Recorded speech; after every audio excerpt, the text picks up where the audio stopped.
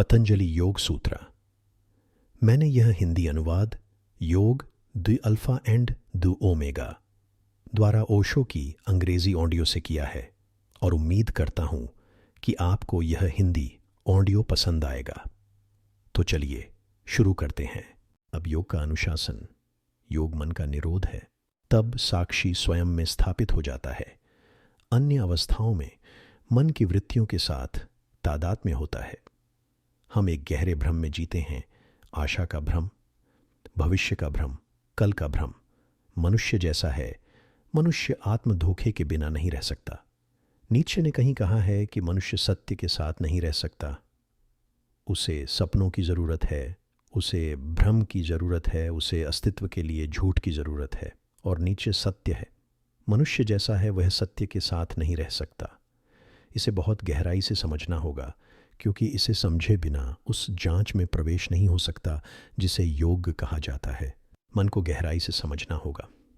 वह मन जिसे झूठ की ज़रूरत है, वह मन जिसे भ्रम की ज़रूरत है, वह मन जो वास्तविकता के साथ नहीं रह सकता, वह मन जिसे सपनों की ज़रूरत है। आप केवल रात में ही सपने नहीं देख रहे हैं, जागते हुए भी आप लगातार सपने देख रहे हैं।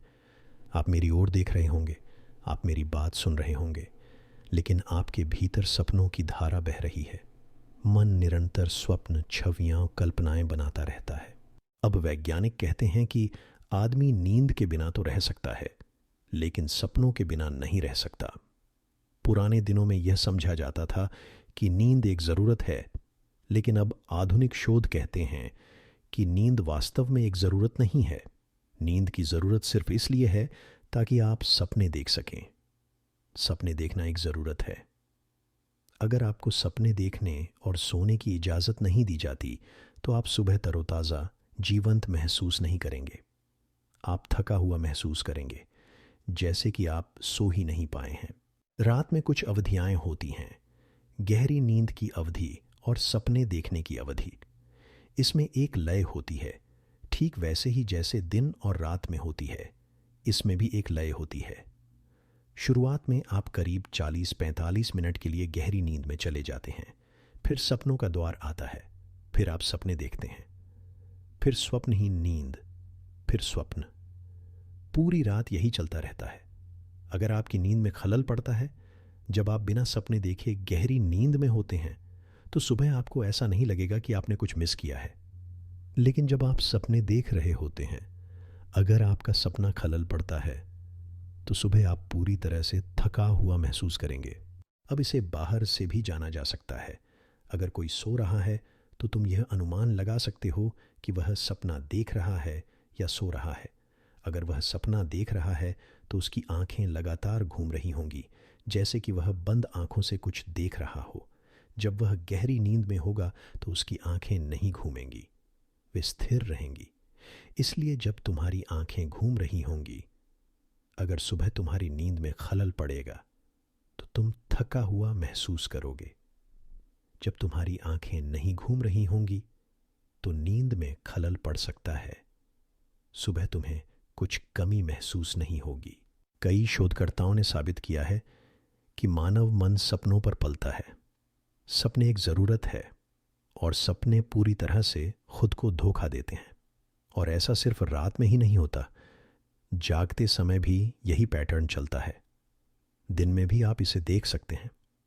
कभी कभी मन में सपने तैरते रहते हैं, कभी कभी सपने नहीं आते। जब सपने आते हैं तो आप कुछ न कुछ करते रहते हैं, लेकिन आप अनुपस्थित रहते हैं। अंदर आप व्यस्त रहते हैं। उदाहरण के लिए, आप यहाँ हैं। अगर आपका मन स्वप्न अवस्था से गुजर रहा है तो आप बिना कुछ सुने ही मेरी बात सुनेंगे, क्योंकि आपका मन भीतर व्यस्त रहेगा। अगर आप स्वप्न अवस्था में नहीं हैं, तभी आप मेरी बात सुन सकते हैं।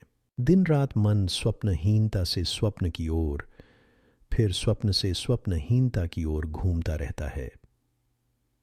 यह एक आंतरिक लय है। न केवल हम लगातार सपने देखते हैं, बल्कि जीवन में हम भविष्य के लिए आशाएं भी रखते हैं। वर्तमान लगभग हमेशा एक नरक होता है। आप इसे केवल उस उम्मीद के कारण ही लंबा खींच सकते हैं जिसे आपने भविष्य में प्रक्षेपित किया है। आप आज को कल के कारण जी सकते हैं। आप उम्मीद कर रहे हैं कि कल कुछ होने वाला है, कल स्वर्ग के कुछ दरवाजे खुलेंगे। वे आज कभी नहीं खुलते, और जब कल आएगा तो वह कल की तरह नहीं आएगा, वह आज की तरह आएगा। लेकिन तब तक आपका मन फिर से आगे बढ़ चुका होगा। आप अपने से आगे बढ़ते रहते हैं। सपने देखने का यही मतलब है। आप वास्तविकता के साथ एक नहीं हैं, जो पास में है, जो यहीं और अभी है। आप कहीं और हैं, आगे बढ़ रहे हैं, आगे कूद रहे हैं। और वह कल, वह भविष्य, तुमने उसे कई तरह से नाम दिया है। लोग इसे स्वर्ग कहते हैं, कुछ लोग इसे मोक्ष कहते हैं, लेकिन यह हमेशा भविष्य में होता है। कोई व्यक्ति धन के बारे में सोच रहा है, लेकिन वह धन भविष्य में होने वाला है। और कोई व्यक्ति स्वर्ग के बारे में सोच रहा है, और वह स्वर्ग तुम्हारे मरने के बाद होने वाला है, बहुत दूर भविष्य में। तुम अपना वर्तमान उस चीज के लिए बर्बाद करते हो जो है ही नहीं। सपने देखने का यही मतलब है। तुम यहां और अभी नहीं हो सकते। बस इस पल में रहना ये कठिन लगता है। तुम अतीत में हो सकते हो, क्योंकि वह भी स्वप्न है, स्मृतियां, उन चीजों की स्मृति जो अब नहीं है। या तुम भविष्य में हो सकते हो, जो प्रक्षेपण है, जो फिर से अतीत से कुछ निर्मित कर रहा है। भविष्य कुछ और नहीं बल्कि अतीत का ही प्रक्षेपण है, अधिक रंगीन, अधिक सुंदर, अधिक सुखद। लेकिन यह अतीत का ही परिष्कृत रूप है। आप अतीत के अलावा कुछ और नहीं सोच सकते। भविष्य कुछ और नहीं बल्कि अतीत का ही फिर से प्रक्षेपण है, और दोनों नहीं हैं। वर्तमान है, लेकिन आप कभी वर्तमान में नहीं होते। सपने देखने का यही मतलब है। और नीत्शे सही है जब वह कहता है कि मनुष्य सत्य के साथ नहीं रह सकता, उसे झूठ की जरूरत है, वह झूठ के जरिए जीता है। नीत्शे कहते हैं कि हम कहते रहते हैं कि हम सत्य चाहते हैं, लेकिन कोई भी इसे नहीं चाहता। हमारे तथाकथित सत्य झूठ के अलावा और कुछ नहीं है, सुंदर झूठ। कोई भी नग्न वास्तविकता को देखने के लिए तैयार नहीं है। यह मन योग के मार्ग पर प्रवेश नहीं कर सकता, क्योंकि योग का अर्थ है सत्य को प्रकट करने की एक पद्धति। योग स्वप्न रहित मन तक पहुंचने की एक विधि है। योग यहां और अभी में रहने का विज्ञान है। योग का अर्थ है कि अब आप भविष्य में न जाने के लिए तैयार हैं। योग का अर्थ है कि अब आप आशा न करने के लिए तैयार हैं, अपने अस्तित्व से आगे न बढ़ने के लिए तैयार हैं। योग का अर्थ है वास्तविकता का सामना करना जैसी वह है। इसलिए कोई व्यक्ति योग या योग के मार्ग में तभी प्रवेश कर सकता है जब वह अपने मन से पूरी तरह निराश हो। यदि आप अभी भी उम्मीद कर रहे हैं कि आप अपने मन के माध्यम से कुछ हासिल कर सकते हैं, तो योग आपके लिए नहीं है। पूरी तरह से निराशा की आवश्यकता है। यह रहस्य उद्घाटन कि यह मन जो प्रक्षेपण करता है वह व्यर्थ है, जो मन आशा करता है वह बकवास है, यह कहीं नहीं ले जाता है। यह बस आपकी आंखें बंद कर देता है, यह आपको नशे में डाल देता है, यह कभी भी वास्तविकता को आपके सामने प्रकट नहीं होने देता। यह आपको वास्तविकता से बचाता है। आपका मन एक नशा है, यह उस चीज के खिलाफ है जो है। इसलिए जब तक आप अपने मन से, अपने होने के तरीके से, जिस तरह से आप अब तक अस्तित्व में रहे हैं, उससे पूरी तरह निराश नहीं हो जाते, अगर आप इसे बिना किसी शर्त के छोड़ सकते हैं, तो आप मार्ग पर प्रवेश कर सकते हैं। बहुत से लोग रुचि रखते हैं, लेकिन बहुत कम लोग प्रवेश करते हैं, क्योंकि आपकी रुचि सिर्फ आपके मन के कारण हो सकती है। आप अब उम्मीद कर रहे होंगे कि योग के जरिए आप कुछ हासिल कर सकते हैं, लेकिन प्राप्ति का उद्देश्य तो वही है। आप योग के जरिए पूर्ण हो सकते हैं। आप पूर्ण अस्तित्व की आनंदमय स्थिति तक पहुंच सकते हैं। आप ब्रह्म के साथ एक हो सकते हैं। आप सच्चिदानंद को प्राप्त कर सकते हैं। यही कारण हो सकता है कि आप योग में रुचि रखते हैं।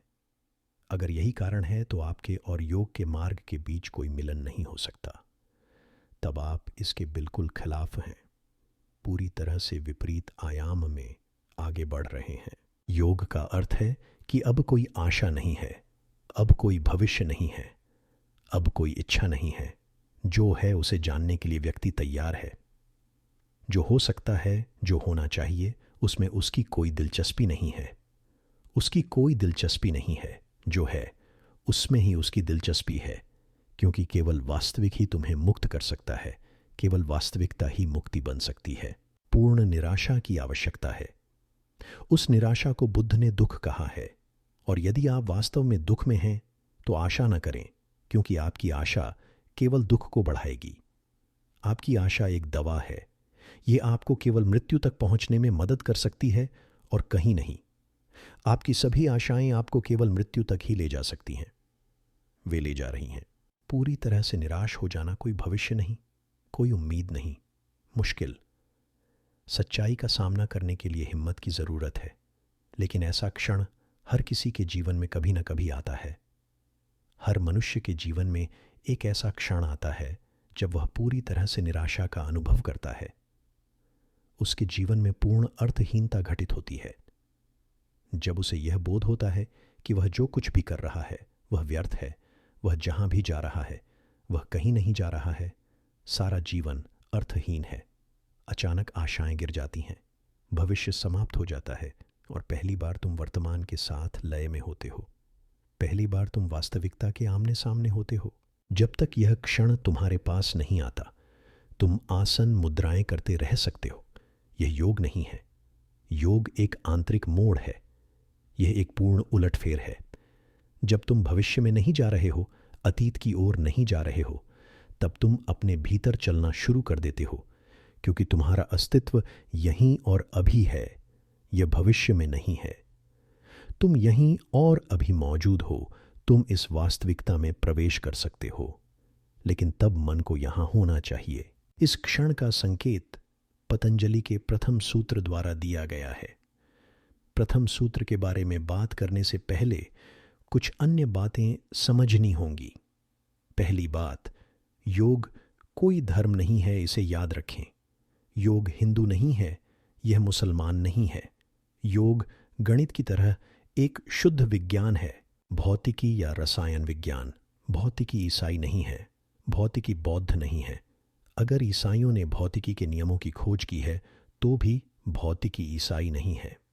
यह महज संयोग है कि ईसाइयों ने भौतिकी के नियमों की खोज की है, लेकिन भौतिकी सिर्फ एक विज्ञान ही है। योग एक विज्ञान है। यह महज संयोग है कि हिंदुओं ने इसकी खोज की। यह हिंदू नहीं है, यह आंतरिक अस्तित्व का शुद्ध गणित है। इसलिए एक मुसलमान योगी हो सकता है, एक ईसाई योगी हो सकता है, एक जैन, एक बौद्ध योगी हो सकता है। योग शुद्ध विज्ञान है। और जहाँ तक योग की दुनिया का सवाल है, पतंजलि सबसे महान नाम है। ये व्यक्ति दुर्लभ है। पतंजलि की तुलना में कोई दूसरा नाम नहीं है। मानवता के इतिहास में पहली बार इस व्यक्ति ने धर्म को विज्ञान की स्थिति में ला दिया। उन्होंने धर्म को एक विज्ञान बना दिया।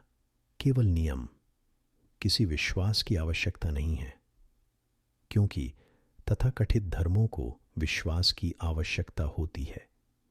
एक धर्म और दूसरे धर्म के बीच कोई और अंतर नहीं है। अंतर केवल विश्वासों का है।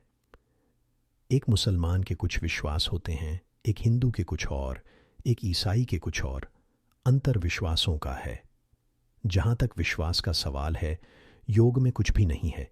योग किसी भी चीज पर विश्वास करने के लिए नहीं कहता। योग अनुभव कहता है, जैसे विज्ञान प्रयोग कहता है। योग अनुभव कहता है। प्रयोग और अनुभव दोनों एक ही हैं, उनकी दिशाएं अलग अलग हैं। प्रयोग का मतलब है कुछ ऐसा जो आप बाहर कर सकते हैं। अनुभव का मतलब है कुछ ऐसा जो आप अंदर कर सकते हैं। अनुभव एक आंतरिक प्रयोग है। विज्ञान कहता है विश्वास मत करो, जितना हो सके संदेह करो, लेकिन अविश्वास भी मत करो, क्योंकि अविश्वास भी एक तरह का विश्वास ही है। तुम ईश्वर में विश्वास कर सकते हो, तुम ईश्वर नहीं की अवधारणा में विश्वास कर सकते हो। तुम कट्टर दृष्टिकोण के साथ कह सकते हो कि ईश्वर है, तुम बिल्कुल उल्टा कह सकते हो कि ईश्वर नहीं है। उसी कट्टरता के साथ नास्तिक, आस्तिक, सभी आस्तिक हैं।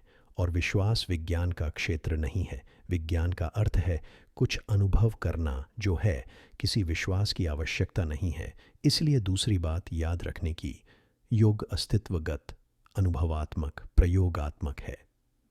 किसी विश्वास की आवश्यकता नहीं है, किसी आस्था की आवश्यकता नहीं है, केवल अनुभव करने का साहस चाहिए। और यही कमी है। तुम आसानी से विश्वास कर सकते हो क्योंकि विश्वास करने से तुम रूपांतरित नहीं होने वाले हो। विश्वास तुम्हारे साथ जोड़ी गई कोई चीज है, कुछ सतही। तुम्हारा अस्तित्व नहीं बदलता, तुम किसी परिवर्तन से नहीं गुजर रहे हो। तुम हिंदू हो सकते हो, तुम अगले दिन ईसाई बन सकते हो, बस तुम बदल जाते हो। तुम गीता को बाइबल में बदल देते हो। आप इसे कुरान के लिए बदल सकते हैं, लेकिन जो आदमी गीता पकड़ रहा था और अब बाइबल पकड़ रहा है वह वही है। उसने अपनी मान्यताएं बदल ली हैं। विश्वास कपड़ों की तरह होते हैं, कोई भी ठोस चीज नहीं बदलती, आप वही रहते हैं। हिंदू को चीर दो, मुसलमान को चीर दो, अंदर से वे एक जैसे हैं। वह मंदिर जाता है, मुसलमान मंदिर से नफरत करता है। मुसलमान मस्जिद जाता है और हिंदू मस्जिद से नफरत करता है, लेकिन अंदर से वे एक जैसे इंसान हैं। विश्वास करना आसान है क्योंकि आपको वास्तव में कुछ भी करने की आवश्यकता नहीं है, बस एक सतही पोशाक, एक सजावट, कुछ ऐसा जिसे आप जब चाहें अलग रख सकते हैं।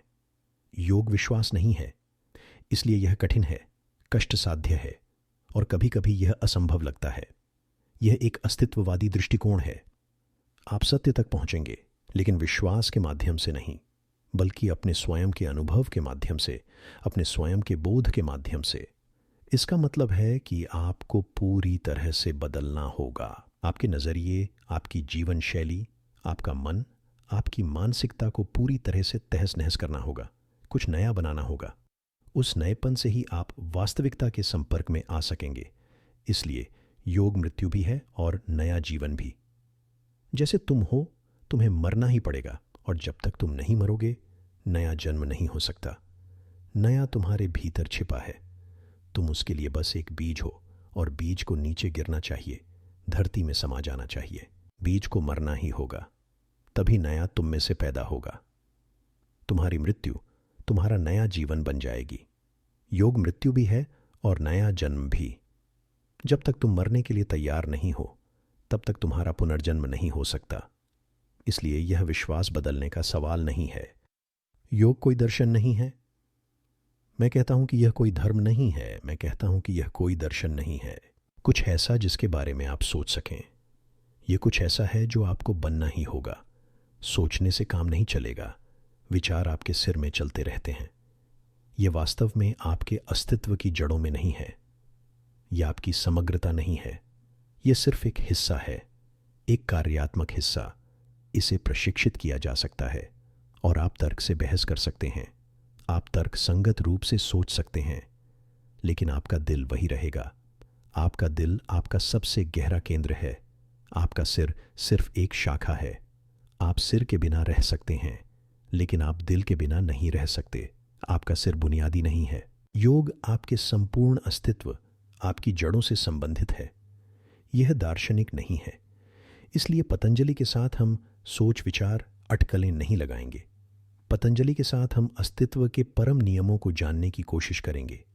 इसके परिवर्तन के नियम, कैसे मरना है और कैसे फिर से जन्म लेना है, अस्तित्व के एक नए क्रम के नियम। इसीलिए मैं इसे विज्ञान कहता हूं। पतंजलि दुर्लभ हैं।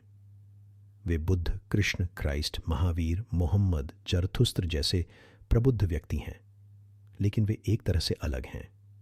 बुद्ध, कृष्ण, महावीर, जरथुस्त्र, मोहम्मद किसी का भी वैज्ञानिक दृष्टिकोण नहीं है। वे धर्मों के महान संस्थापक हैं। उन्होंने मानव मन और उसकी संरचना के पूरे पैटर्न को बदल दिया है, लेकिन उनका दृष्टिकोण वैज्ञानिक नहीं है। पतंजलि बुद्ध के शब्दों में आइंस्टीन की तरह हैं। वे एक घटना हैं। वे आसानी से आइंस्टीन या बोहर या मैक्स प्लैंक, हाइजेनबर्ग जैसे नोबेल पुरस्कार विजेता हो सकते थे। उनका दृष्टिकोण वही है, एक कठोर वैज्ञानिक दिमाग का वही दृष्टिकोण। वे कवि नहीं हैं, कृष्ण कवि हैं। वे नैतिकतावादी नहीं हैं। महावीर नैतिकतावादी हैं। वे मूल रूप से एक वैज्ञानिक हैं जो नियमों के संदर्भ में सोचते हैं, और वे मानव के पूर्ण नियमों, मानव मन और वास्तविकता की अंतिम कार्यशील संरचना का निष्कर्ष निकालने आए हैं। और अगर आप पतंजलि का अनुसरण करते हैं तो आपको पता चलेगा कि वे किसी भी गणितीय सूत्र की तरह सटीक हैं। बस वही करें जो वे कहते हैं और परिणाम घटित होगा, परिणाम अवश्य होगा। ये ठीक वैसा ही है जैसे 2 और 2 मिलकर 4 हो जाते हैं। ये ठीक वैसा ही है जैसे आप पानी को 100 डिग्री तक गर्म करते हैं और वह वाष्पित हो जाता है। किसी विश्वास की आवश्यकता नहीं है, आप बस इसे करें और जानें। यह कुछ ऐसा है जिसे किया जाना चाहिए और जाना जाना चाहिए। इसीलिए मैं कहता हूं कि कोई तुलना नहीं है। इस धरती पर पतंजलि जैसा कोई व्यक्ति कभी नहीं हुआ। आप बुद्ध के कथनों में कविता पा सकते हैं जो निश्चित रूप से वहां होगी। कई बार जब बुद्ध खुद को अभिव्यक्त करते हैं तो वे काव्यात्मक हो जाते हैं। परमानंद का क्षेत्र, परम ज्ञान का क्षेत्र इतना सुंदर है, काव्यात्मक बनने का प्रलोभन इतना अधिक है, सौंदर्य ऐसा है, आशीर्वाद ऐसा है, आनंद ऐसा है, व्यक्ति काव्यात्मक भाषा में बात करना शुरू कर देता है। लेकिन पतंजलि इसका विरोध करते हैं। यह बहुत कठिन है, कोई भी इसका विरोध नहीं कर पाया है। जीसस, कृष्ण, बुद्ध, वे सभी काव्यात्मक हो जाते हैं। वैभव, सौंदर्य जब यह आपके भीतर फूटता है तो आप नाचने लगते हैं, आप गाना शुरू कर देते हैं। उस अवस्था में आप बिल्कुल उस प्रेमी की तरह होते हैं जो पूरे ब्रह्मांड के प्यार में पड़ गया है। पतंजलि इसका विरोध करते हैं। वे कविता का प्रयोग नहीं करेंगे, वे एक भी काव्यात्मक प्रतीक का प्रयोग नहीं करेंगे। वह कविता के साथ कुछ नहीं करेगा, वह सौंदर्य की भाषा में बात नहीं करेगा, वह गणित की भाषा में बात करेगा। वह सटीक होगा और वह तुम्हें सूत्र देगा। वे सूत्र केवल संकेत हैं कि क्या किया जाना है। वह परमानंद में विस्फोट नहीं करेगा। वह ऐसी बातें नहीं कहेगा जो कहीं नहीं जा सकती। वह असंभव की कोशिश नहीं करेगा। वह केवल नींव रखेगा, और यदि तुम नींव का पालन करते हो तो तुम उस शिखर तक पहुंच जाओगे जो परे है। वह एक कठोर गणितज्ञ है, इसे याद रखो। पहला सूत्र, अब योग का अनुशासन। प्रत्येक शब्द को समझना होगा, क्योंकि पतंजलि एक भी अनावश्यक शब्द का उपयोग नहीं करेंगे। अब योग का अनुशासन। सबसे पहले अभी शब्द को समझने की कोशिश करें।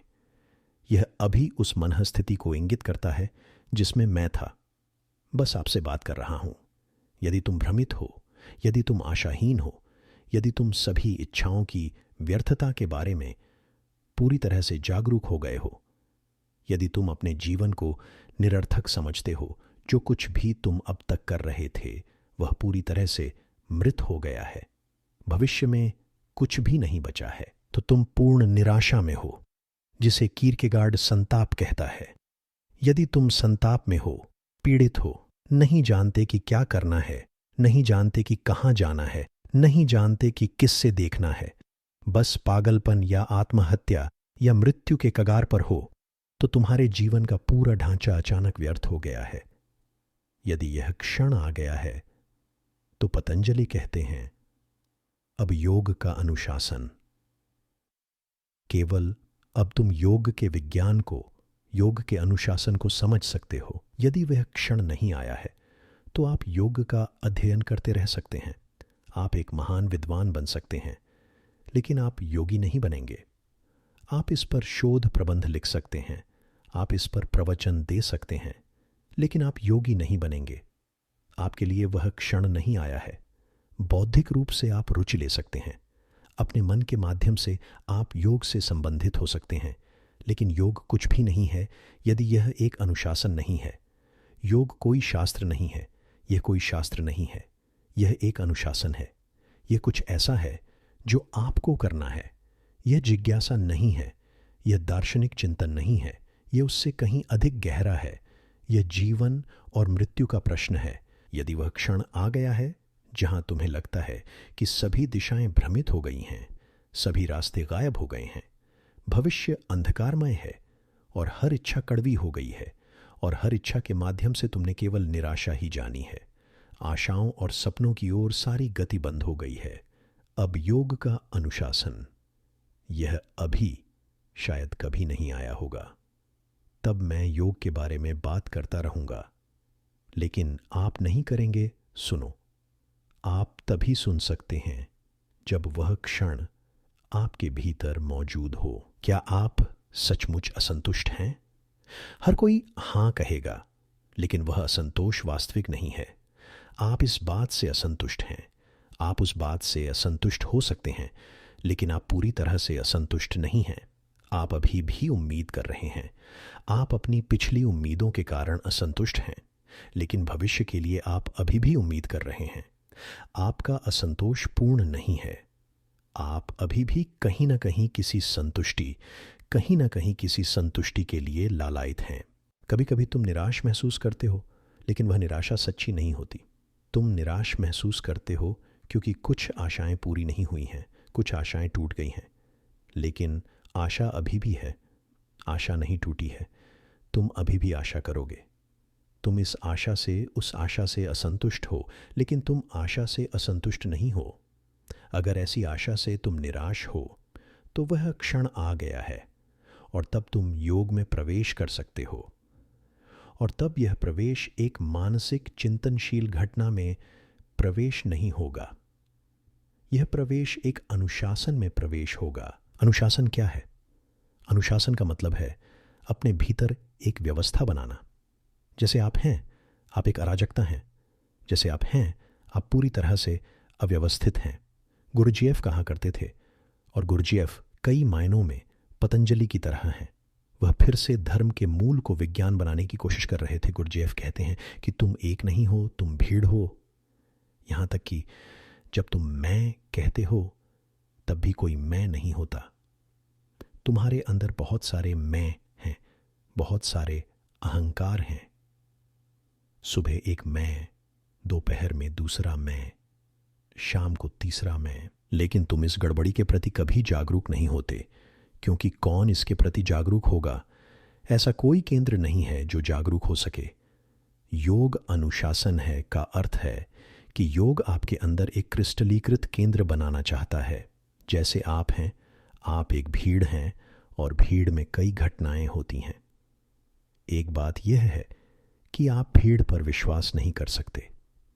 गुरजेफ कहा करता था कि आदमी वादा नहीं कर सकता। कौन वादा करेगा? तुम तो हो ही नहीं। अगर तुम वादा करोगे तो वादा कौन पूरा करेगा? अगली सुबह वादा करने वाला नहीं रहता। लोग मेरे पास आते हैं और कहते हैं, अब मैं शपथ लूंगा, मैं यह करने का वादा करता हूं। मैं उनसे कहता हूं, कुछ वादा करने से पहले 2 बार सोचो। क्या तुम्हें भरोसा है कि अगले ही पल जिसने वादा किया है वह तुम्हारे पास होगा? तुम कल से सुबह जल्दी उठने का फैसला करते हो 4 बजे, और 4 बजे तुम्हारे भीतर से कोई कहता है, परेशान मत हो, बाहर बहुत ठंड है और तुम इतनी जल्दी में क्यों हो, हम इसे कल कर सकते हैं। और तुम फिर से सो जाते हो। जब आप उठते हैं तो आपको पश्चाताप होता है और आप सोचते हैं, यह अच्छा नहीं है, मुझे यह करना चाहिए था। आप फिर से तय करते हैं कि कल मैं करूंगा, और कल भी यही होने वाला है, क्योंकि सुबह 4 बजे जिसने वादा किया था वह वहां नहीं रहता, कोई और कुर्सी पर होता है। और आप एक रोटरी क्लब हैं। अध्यक्ष बदलता रहता है, हर सदस्य रोटरी अध्यक्ष बन जाता है। रोटेशन वहां है, हर पल कोई और मालिक होता है। गुरजीएफ कहा करते थे, मनुष्य का मुख्य गुण यही है कि वह वादा नहीं कर सकता। तुम कोई वादा पूरा नहीं कर सकते। तुम वादे करते रहते हो और तुम अच्छी तरह जानते हो कि तुम उसे पूरा नहीं कर सकते, क्योंकि तुम एक नहीं हो, तुम एक अव्यवस्था हो, एक अराजकता हो। इसलिए पतंजलि कहते हैं, अब योग का अनुशासन। यदि तुम्हारा जीवन एक परम दुख बन गया है, यदि तुमने महसूस किया है कि तुम जो कुछ भी करते हो वह नरक बनाता है, तो वह क्षण आ गया है। यह क्षण तुम्हारे आयाम, तुम्हारे अस्तित्व की दिशा को बदल सकता है। अब तक तुम अराजकता, भीड़ की तरह जीते आए हो। योग का अर्थ है कि अब तुम्हें सामंजस्य बनाना होगा, तुम्हें एक होना होगा। एक क्रिस्टलीकरण की आवश्यकता है, एक केंद्रित होना आवश्यक है, और जब तक आप केंद्र प्राप्त नहीं कर लेते, तब तक आप जो कुछ भी करते हैं वह बेकार है। यह जीवन और समय की बर्बादी है। केंद्र पहली आवश्यकता है, और केवल वही व्यक्ति आनंदित हो सकता है जिसके पास केंद्र है। हर कोई इसके लिए पूछता है, लेकिन आप मांग नहीं सकते। आपको इसे अर्जित करना होगा। हर कोई आनंदमय स्थिति के लिए लालायित है, लेकिन केवल एक केंद्र ही आनंदित हो सकता है। एक भीड़ आनंदित नहीं हो सकती।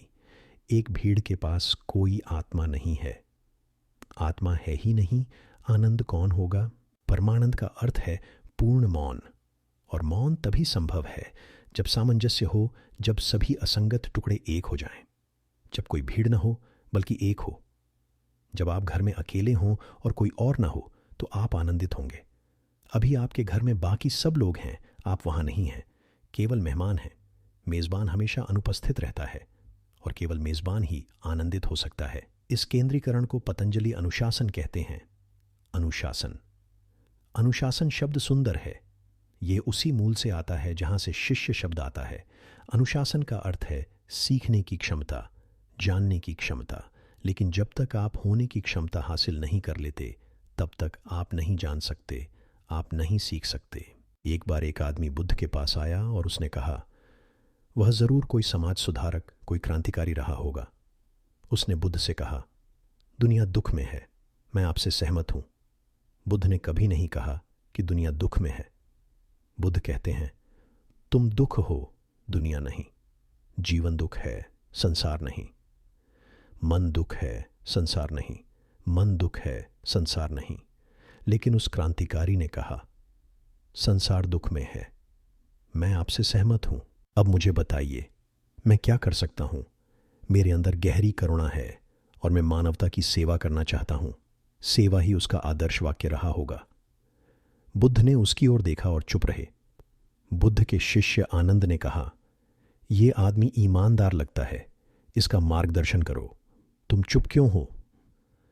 तब बुद्ध ने उस क्रांतिकारी से कहा, तुम दुनिया की सेवा करना चाहते हो, लेकिन तुम कहाँ हो? मुझे तुम्हारे अंदर कोई नहीं दिखाई देता। मैं तुम्हारे अंदर देखता हूं, वहां कोई नहीं है। तुम्हारे पास कोई केंद्र नहीं है, और जब तक तुम केंद्रित नहीं होगे, तुम जो भी करोगे उससे और अधिक उपद्रव पैदा होगा। तुम्हारे सभी समाज सुधारक, तुम्हारे क्रांतिकारी, तुम्हारे नेता, वे महान उपद्रवी हैं। दुनिया बेहतर होगी अगर कोई नेता ना हो, लेकिन वे मदद नहीं कर सकते। उन्हें कुछ करना ही होगा, क्योंकि दुनिया दुख में है और वे केंद्रित नहीं हैं। इसलिए वे जो कुछ भी करते हैं उससे और अधिक दुख पैदा होता है। केवल करुणा से मदद नहीं मिलेगी, केवल सेवा से मदद नहीं मिलेगी। एक केंद्रित व्यक्ति के माध्यम से करुणा कुछ बिल्कुल अलग है। भीड़ के माध्यम से करुणा शरारत है, वह करुणा जहर है। अब योग का अनुशासन। अनुशासन का मतलब है होने की क्षमता, जानने की क्षमता, सीखने की क्षमता। हमें अवश्य ही ऐसा करना चाहिए। इन 3 बातों को समझें। होने की क्षमता। सभी योग आसन वास्तव में शरीर से संबंधित नहीं हैं, वे होने की क्षमता से संबंधित हैं। पतंजलि कहते हैं कि अगर आप कुछ घंटों तक अपने शरीर को हिलाए बिना चुपचाप बैठ सकते हैं, तो आप होने की क्षमता में बढ़ रहे हैं। आप क्यों हिलते हैं? आप कुछ सेकंड के लिए भी बिना हिले डुले नहीं बैठ सकते। आपका शरीर हिलना शुरू हो जाता है। कहीं आपको खुजली महसूस होती है, पैर सुन्न हो जाते हैं, कई चीज़ें होने लगती हैं। ये आपके हिलने डुलने के लिए बस बहाने हैं।